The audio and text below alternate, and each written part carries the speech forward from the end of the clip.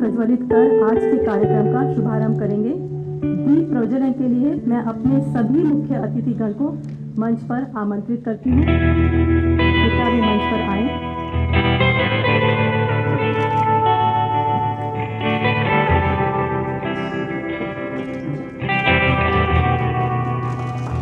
आपसे निवेदन है कि दीप प्रज्वलन कर इस कार्यक्रम का शुभारंभ कीजिए।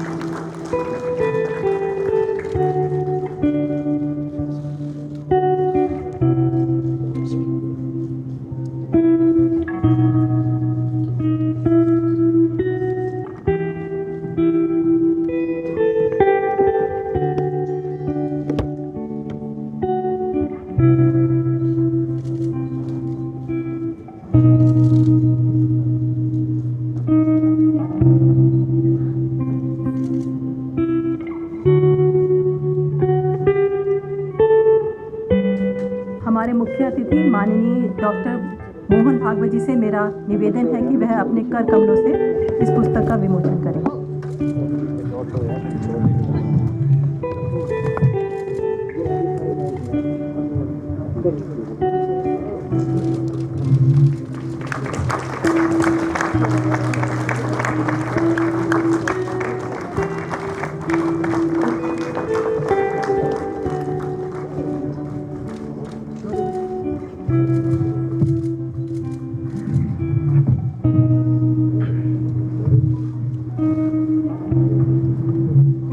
इस पुस्तक के लेखक श्री उदय महर्कर जी भारत सरकार में एक केंद्रीय सूचना आयुक्त हैं।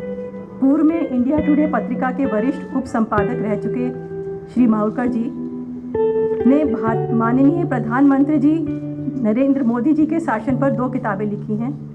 ये राजनीतिक विश्लेषक भी हैं जिन्हें सही राजनीति भविष्यवाणी करने के लिए जाना जाता है। इन्हें श्री सावरकर पर एक नया आख्यान विकसित करने का श्रेय दिया जाता है जो कि राष्ट्रीय सुरक्षा पर उनकी सोच और दूरदर्शिता पर आधारित है। कट्टरपंथी इस्लामी आंदोलनों की इनकी गहरी समझ ने इन्हें सावरकर के दर्शन को बेहतर समझने में सक्षम बनाया है। इन्होंने अपनी पुस्तक के माध्यम से यह साबित किया है कि सावरकर का हिंदुत्व असल में एक विशुद्ध राष्ट्रवाद है जो कि राष्ट्र सर्वप्रथम की संकल्पना पर आधारित है। आज के कार्यक्रम की अध्यक्षता कर रहे श्री राजनाथ सिंह जी भारतीय जनता पार्टी के एक अनुभवी नेता हैं जिन्होंने आरएसएस के स्वयंसेवक के रूप में अपना करियर शुरू किया। उन्होंने एक युवा नेता के रूप में उत्तर प्रदेश राज्य में पार्टी की सेवा की और बाद में उत्तर प्रदेश के मुख्यमंत्री बने। उन्होंने 2 बार यानी 2007 से 2009 और 2013 से 2014 में भाजपा के अध्यक्ष के रूप में भी कार्य किया है। उन्होंने माननीय वाजपेयी जी की सरकार में कैबिनेट मंत्री के रूप में कार्य किया और माननीय मोदी जी की सरकार के प्रथम कार्यकाल में गृह मंत्री बने। वे वर्तमान में भारत के रक्षा मंत्री के रूप में कार्यरत हैं और लोकसभा के उपनेता भी हैं। मैं श्री राजनाथ सिंह जी को उनके अध्यक्षीय उद्बोधन के लिए आमंत्रित करती हूँ।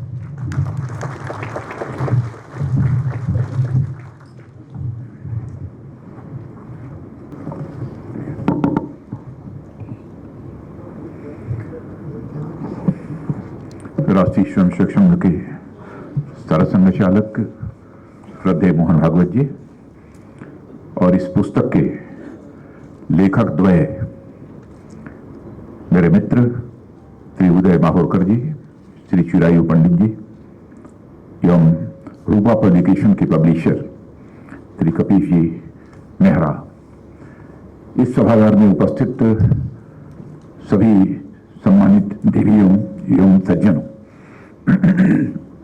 हम सब यहाँ पर प्रखर स्वतंत्रता सेनानी और प्रबल राष्ट्रवादी स्वतंत्र वीर सावरकर के जीवन पर लिखी एक पुस्तक का विमोचन करने के लिए एकत्रित हुए हैं। मैं कह सकता हूं इस पुस्तक के बारे में, यह पुस्तक बहुत ही परिश्रम और शोध के बाद तैयार की गई है। मैं इस किताब के लेखक श्री उदय माहौरकर जी और साथ ही साथ उनके साथी लेखक चिरायु पंडित जी को इस प्रकाशन के लिए अपनी हार्दिक बधाई भी देता हूं और भविष्य के लिए मैं अपनी उन्हें हार्दिक शुभकामनाएं भी देता हूं। उदय माहौरकर जी को जब हम केवल एक वरिष्ठ पत्रकार के रूप में जानते थे, राजनीतिक विश्लेषक के रूप में जानते थे, प्रतिभाशाली लेखक के रूप में जानते थे, लेकिन जिस तरीके से उन्होंने ये पुस्तक लिखी है, मैं कह सकता हूं वेल रिसर्च्ड यह पुस्तक माहौरकर जी ने लिखी है। तो मैं समझता हूं कि शायद इसके बाद लोग आपको एक प्रामाणिक इतिहासकार के रूप में जानेंगे, ऐसा मेरा विश्वास है। वीर सावरकर जी जैसे राष्ट्र नायक के बारे में पढ़ना, समझना और लिखना कोई यह आसान बात नहीं है। वीर सावरकर के जीवन के इतने आयाम हैं, उसे एक किताब में समाहित करना यह बहुत ही चुनौतीपूर्ण काम है, ऐसा मैं मानता हूं। और माहौरकर जी को मैं बधाई देना चाहता हूं, चिरायु पंडित जी को, इनको भी, कि दोनों ने न सिर्फ इस काम को सफलतापूर्वक पूरा किया है, बल्कि एक ऐसी किताब उन्होंने लिखी है जो सावरकर के जीवन से जुड़ी भ्रांतियों को न सिर्फ दूर करेगी, बल्कि उसे सही रूप में प्रस्तुत करने में भी अपनी महत्वपूर्ण भूमिका का निर्वाह करेगी। एक कहावत है कि जब तक शेर अपनी कहानी खुद नहीं कहता, तब तक शिकारी महान बना रहेगा। और वीर सावरकर जी के जीवन की कहानी बड़े लंबे समय तक उन लोगों द्वारा बताई गई जो एक खास विचारधारा से प्रभावित थे अथवा एक खास विचारधारा के लोग थे। इसलिए हमारे देश में एक बड़ा तबका वीर सावरकर की जीवन यात्रा को, उनकी विचारधारा को न तो सही तरीके से समझ पाया है और न उनकी देशभक्त, उनके महान व्यक्तित्व को समझने की उसने कोशिश की है।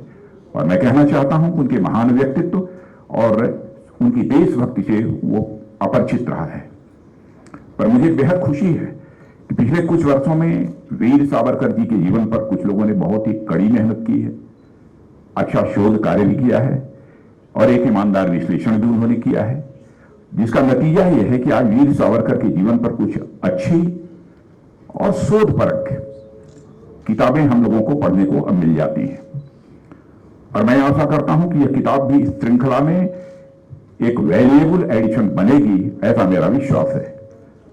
और मैं मानता हूं कि जो हमारे राष्ट्र नायक हैं, उनके व्यक्तित्व और कर्तृत्व को लेकर आप एक वाद प्रतिवाद यह तो कर सकते हैं, डिफरेंस ऑफ ओपिनियन आपकी हो सकती है, मगर उन्हें एक हेय दृष्टि से देखना, किसी भी सूरत में इसे उचित नहीं कहा जा सकता, किसी भी सूरत में इसे न्याय संगत नहीं माना जा सकता। वीर सावरकर जी एक महान स्वतंत्रता सेनानी थे, इसमें कहीं दो मत नहीं है। उन्होंने किसी भी विचारधारा के चश्मे से देखकर राष्ट्र निर्माण में उनके योगदान को अनदेखा करना, अपमानित करना, एक ऐसा काम है जिसे मैं मानता हूं कि कभी माफ नहीं किया जा सकता। और वीर सावरकर भारत इतिहास के महानायक थे, हैं और भविष्य में भी वह महानायक रहेंगे, इसे कोई रोक नहीं सकता। आप खुद सोचिए कि देश को आजाद कराने का उनका इरादा कितना मजबूत रहा होगा कि अंग्रेजी हुकूमत ने उन्हें एक नहीं बल्कि दो बार आजीवन कारावास की सजा दी थी। ऐसे प्रखर राष्ट्रवादी और देशभक्त के ऊपर सवालिया निशान लगाने की कुछ लोगों की विशेष विचारधारा से प्रभावित होने के कारण की जाती है। श्रद्धेय अटल बिहारी वाजपेयी जी ने वीर सावरकर जी के बारे में उन्होंने कहा था, सावरकर का मतलब यह होता है तेज, सावरकर का मतलब यह होता है त्याग, सावरकर का मतलब यह होता है तप, सावरकर का मतलब यह होता है तारुण्य और सावरकर का मतलब यह होता है तर्क। मैंने कभी भी सावरकर जी ने यह नहीं कहा कि हमारी बातों को आप मानने के लिए मजबूर हो, किसी को कंपेल किया हो, नहीं। डिस्कशंस में, तर्क में भी सावरकर जी का विश्वास रहा है। ऐसे भी दृष्टांत पढ़ने को मिलते हैं। उन्होंने कहा था, अटल बिहारी वाजपेयी जी ने, सावरकर एक व्यक्ति नहीं है, एक विचार है। वो एक चिंगारी नहीं है, वह एक अंगार है। वह सीमित नहीं है बल्कि वह एक विस्तार है। यह अटल बिहारी वाजपेयी जी ने सावरकर जी के बारे में कहा। देवियों सज्जनों, वीर सावरकर एक प्रखर क्रांतिकारी थे। भारतीय विचार के साथ साथ वे पश्चिमी क्रांतियों और क्रांतिकारियों के विचार से भी प्रभावित थे।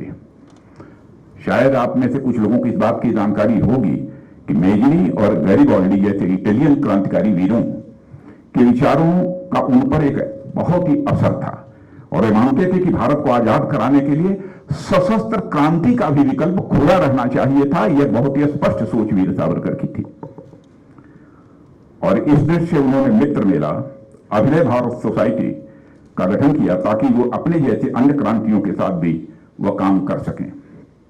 कुछ लोग वीर सावरकर को नाजीवादी और फाशीवादी होने का आरोप लगाते हैं। खासतौर पर वे लोग इस प्रकार का आरोप लगाते हैं जो मार्क्सवादी या लेनिनवादी विचारों से प्रभावित रहे हैं या आज भी हैं। सच्चाई यह है कि वीर सावरकर हिंदुत्व के विचार को मानते थे, मगर न तो वो हिंदूवादी थे, न फांसीवादी थे, न नाजीवादी थे, बल्कि वे सीधे सीधे यथार्थवादी थे और राष्ट्रवादी थे। अपने भाषणों में और लेखन में उन्होंने बहुत विस्तार से अपने विचारों को बहुत ही बेबाकी के साथ उन्होंने रखा है। यदि हम उन्हें पढ़ें तो पाएंगे कि वे उस वक्त मौजूद हर तरह की व्यवस्था की चर्चा जरूर करते थे। वे बोल्शेविक रेवोल्यूशन की भी बात करते थे तो डेमोक्रेसी की भी, हेल्दी डेमोक्रेसी की भी वीर सावरकर जी चर्चा करते थे। सावरकर के लिए राष्ट्र कोई एक राजनीतिक इकाई नहीं थी, केवल एक पॉलिटिकल एंटिटी नहीं थी, बल्कि एक कल्चरल एंटिटी थी, एक सांस्कृतिक इकाई थी। उनका विचार था कि सांस्कृतिक समानताएं राष्ट्र के निर्माण में राष्ट्रवाद की भावना को मजबूत करने में महत्वपूर्ण भूमिका निभाती थी। यह उनकी स्पष्ट सोच थी।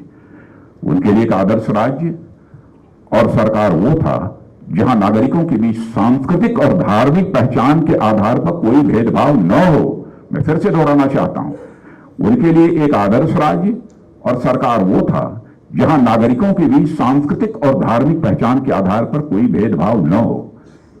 यह वीर सावरकर जी का विचार था। साथियों, हमें वीर सावरकर के हिंदुत्व के विचार को गहराई से समझना होगा और उनके लिए हिंदू शब्द एक या पंथ या मजहब से जुड़ा न होकर भारत की जियोग्राफिकल और कल्चरल आइडेंटिटी से जुड़ा हुआ था। और उनका हिंदुत्व का विचार सांस्कृतिक राष्ट्रवाद की विचारधारा से जुड़ा हुआ था, जो यह मानता था कि सिंधु के इस पार रहने वाले हिंदू हैं और यहां की संस्कृति भी हिंदू है। जो लोग इस भारत भूमि को अपनी पुण्य भूमि, पितृभूमि या मातृभूमि मानते हैं, वे सभी हिंदू हैं। यह सावरकर जी का विचार है। चाहे वे किसी भी मजहब को मानते हो, यदि उनकी निष्ठा भारत की संस्कृति और संस्कारों में है तो वह हिंदू है। यह उनकी एक विचारधारा थी, एक उनकी यह सोच थी। लेकिन इस सोच पर भी बहुत सारे लोगों को आपत्ति होती है। आपत्ति किसी को भी हो सकती है, लेकिन वीर सावरकर जी की इन सब सारी विचारों के कारण जो उनसे नफरत करना, मैं समझता हूं इसके औचित्य को कोई स्वीकार नहीं करेगा। साथियों, सावरकर के लिए देश सबसे पहले था। वे बड़ी बेबाकी के साथ कहते थे कि भारत का किसी भी देश से संबंध इस बात पर निर्भर करना चाहिए कि हमारे राष्ट्रीय हित और सुरक्षा नीति की वह कितना अनुकूल है। यह कैसी सरकार है इससे कोई फर्क नहीं पड़ता है। वे तो यहां तक कहते थे कि दूसरा देश भारत के हितों के अनुकूल हो और वह जब तक वह अनुकूलता बनी रहे तभी तक वह हमारा मित्र है। यह एक ऐसा प्रैग्मेटिज्म है जो आज की दुनिया की डिप्लोमेसी की एक नई करेंसी है। इसलिए मैं यह मानता हूं कि वीर सावरकर 20वीं शताब्दी के भारत के सबसे पहले और सबसे बड़े सैन्य कूटनीतिक सामरिक विशेषज्ञ हैं, जिन्होंने आजाद भारत के लिए एक robust defence and diplomacy doctrine भी देश की जनता के सामने रखा है। और सावरकर के खिलाफ झूठ फैलाया गया। बार बार यह बात कही गई कि उन्होंने अंग्रेजी सरकार के सामने अनेकों मर्सी पिटीशन फाइल की, लेकिन सच्चाई है कि मर्सी पिटीशन उन्होंने अपने को रिहा किए जाने के लिए नहीं फाइल की थी। सामान्यतः जो एक कैदी को पूरा अधिकार होता है कि मर्सी पिटीशन फाइल करना चाहे तो वह कर सकता है। महात्मा गांधी ने कहा था कि आप मर्सी पिटीशन फाइल करो। महात्मा गांधी के कहने पर उन्होंने मर्सी पिटीशन फाइल की थी और महात्मा गांधी ने अपनी तरफ से यह अपील की थी। उन्होंने कहा था यदि सावरकर जी को रिहा किया जाना चाहिए, जैसे हम शांतिपूर्ण तरीके से आजादी हासिल करने के लिए आंदोलन चला रहे हैं, वैसे ही सावरकर जी भी आंदोलन चलाएंगे। यह बात महात्मा गांधी जी ने कही थी। लेकिन उनको बदनाम करने के लिए इस प्रकार की कोशिश की जाती है कि मर्सी पिटीशन फाइल की थी, उन्होंने क्षमा याचना मांगी थी, अपनी रिहाई की बात कही थी। यह सब सारी बातें बेबुनियाद और गलत हैं। सावरकर ने भारत के लोगों को गुलामी की बेड़ियों को तोड़ने के लिए प्रेरित किया था। उस समय देश में प्रचलित छुआछूत की कुप्रथा के खिलाफ उनके विचार और कार्य दोनों ने डॉक्टर अंबेडकर को भी प्रेरित किया था। उन्होंने हमेशा सहभोज, अंतर्राज्यीय और अंतर्राष्ट्रीय विवाह और विधवा विवाह, नारी शिक्षा, मंदिरों में सभी जातियों के प्रवेश के लिए लड़ाई लड़ी है। वे सही मायनों में एक सोशल रिवॉल्यूशनरी थे। राष्ट्रवाद सावरकर की विचारधारा का अभिन्न अंग था, पर मानवता उसका आधार था। भारत को सामरिक और सांस्कृतिक रूप से एकजुट रखने में उनका प्रयास कभी भुलाया नहीं जा सकता। लेकिन कुछ लोग तो इस सीमा तक नफरत करते थे। मुझे याद है कि 2003 में भारत की संसद में एक वीर सावरकर के चित्र का अनावरण होना था। बहुत सारी राजनीतिक पार्टियों ने उसका बायकॉट किया। केवल पूर्व प्रधानमंत्री चंद्रशेखर जी उस कार्यक्रम में सम्मिलित हुए थे। ऐसे ही पोर्ट ब्लेयर में जब एक प्लाक लगवाया गया था तो दूसरी सरकार में आने के बाद उस प्लाक को भी हटवा दिया। इस सीमा तक नफरत। साथियों, शायद आप लोगों को इस बात की भी जानकारी होगी कि जब 1942 में Congress right of self determination के प्रस्ताव को पारित किया तो वीर सावरकर ने उसका मुखर विरोध किया, क्योंकि वे जानते थे कि इसका क्या दुष्परिणाम होगा। उसी साल कांग्रेस ने यह प्रस्ताव भी पारित किया था कि अंग्रेज भारत छोड़ें मगर उनकी फौज यही रहेगी। इसका भी सावरकर ने डटकर विरोध किया था। मैं मानता हूं कि उदय माहुरकर जी और चिरायु पंडित की यह किताब वीर सावरकर के नई और सही रोशनी में देखने में हम सभी की मदद करेगी। मेरा स्पष्ट मानना है कि सावरकर एक व्यक्ति नहीं थे, वो विचार थे जो उनकी मृत्यु के इतने साल बीत जाने के बावजूद भी आज भी जिंदा है। और जैसा उदय माहुरकर जी ने कहा, आगे भी जिंदा रहेगा और उनकी विचारधारा के अनुयायियों की संख्या निरंतर बढ़ती रहेगी। और मुझे लगता है कि हमारे देश के विद्वानों को सावरकर पर अधिक से अधिक रिसर्च करने की आवश्यकता है और ऐसी कई और पुस्तकें हमको लानी होगी। तब जाकर सही तरीके से लोग उनकी विचार को समझ पाएंगे, उनकी कृतियों को अच्छी तरह समझ पाएंगे।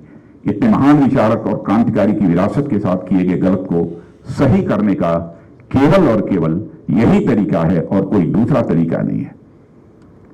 हमारे लिए सावरकर विचार है भारत के साहस का। हमारे लिए सावरकर विचार है भारत के सम्मान का, भारत के स्वाभिमान का। सावरकर विचार है हमारे सामर्थ्य का। सावरकर विचार है संयम का और सावरकर विचार है भारत के सनातन का, वह सनातन जो नित्य नूतन है और चिर पुरातन है। आज के इस कार्यक्रम में हमारे श्रद्धेय सरसंघ चालक जी यहाँ पर मौजूद हैं और मैं समझता हूं कि हम में से जितने लोग यहाँ मौजूद हैं सावरकर जी के बारे में उनसे ज्यादा अध्ययन और किसी का नहीं हो सकता। विस्तार पूर्वक सावरकर जी के बारे में उनका विचार हम सबको सुनने को मिलेगा और आगे का मार्गदर्शन भी श्रद्धेय सरसंघ चालक जी का हम सभी को प्राप्त होगा। इन्हीं शब्दों के साथ मैं पुनः उदय माहौरकर जी को, चिरायु पंडित जी को अपनी तरफ से हार्दिक बधाई देता हूं और साथ ही साथ हमारे कपीश जी जिन्होंने इसका प्रकाशन किया है उनको भी मैं बधाई देता हूं और धन्यवाद भी देता हूं। धन्यवाद।